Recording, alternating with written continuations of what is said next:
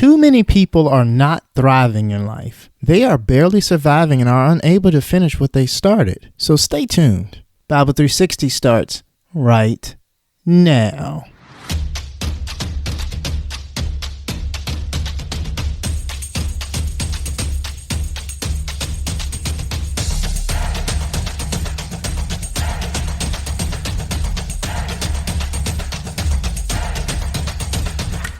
Welcome to another episode of the Bible 360 podcast. I am your host, Keyston France, and I remember what my professor said during my freshman year in college. Look to your left and to your right. Only one of you will be here in 4 years. Thinking it was only a scare tactic, I realized the truth in what he said when my two freshman roommates did not make it to their second semester because of poor decisions. The same is true about life. Too many people are not living well and not ending well. Personally, I have seen too many great, talented leaders crash and burn because of lack of wisdom and poor decision making. Every day, we experience 4 O's when we face decisions as leaders: opportunity, opposition, obedience, and outcome. When we truly understand these 4 O's, we can lead courageously despite the circumstances. Number 1. Where do opportunities come from?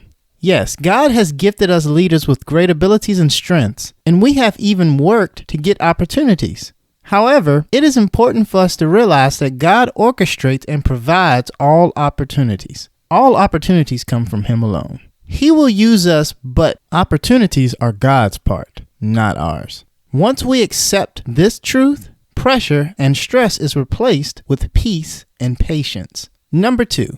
Opposition will always come.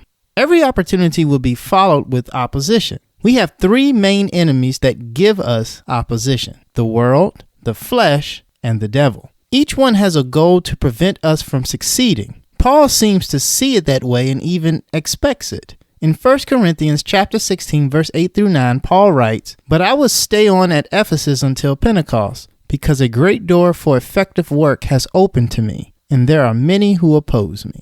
Oftentimes, we equate the moving of God with blessings, easy roads, and clear sailing. When these things don't go well, we question ourselves and God. Did I make a mistake? Did I hear God correctly? Did I take the wrong opportunity? But clear sailing is not the kind of open door we often experience, is it? Walking in step with the Holy Spirit is often just the opposite. With every opportunity, opposition will come. Number 3, obedience is simply saying, "Yes, God."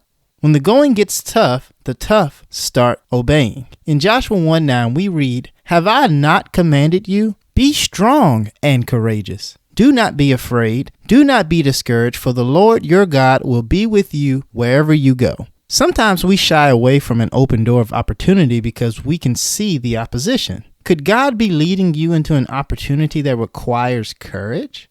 Or an opportunity that requires obedience that confounds common sense? Now that sounds like a God-sized opportunity to me. So instead of leaning away, we need to lean in. That's when obedience kicks in. C.T. Studd once said, "God is not looking for nibblers of the possible, but the grabbers of the impossible." We need to seize the God-sized opportunities that require God-sized courage that only He can give. Courageous living requires obedience to walk with the Spirit through the open doors of opportunity, even in the face of opposition. But remember, obedience is our part. And number 4, outcomes are God's part, not ours. It is the God of the universe who is responsible for how things turn out. When we are obedient, we can rest in His results. In Mark chapter 4, verse 27 through 28, we read about the parable of the growing seed and are reminded that while the farmer is asleep or awake, the seed sprouts and grows on its own. There is peace when we know that the Lord of the harvest is taking care of the outcome. One of my favorite verses is Galatians chapter 6, verse 9 that says, "So let's not get tired of doing what is good. At just the right time, we will reap a harvest of blessing if we do not give up." So get ready, as T.D. Jakes would say, the harvest is coming. Are we expecting God to open doors of opportunities? Let's not shrink back when the opposition comes. Instead, let's be courageous and walk in courageous obedience, step for step with the Holy Spirit. Only then can we trust the Lord for the outcomes. Think about it.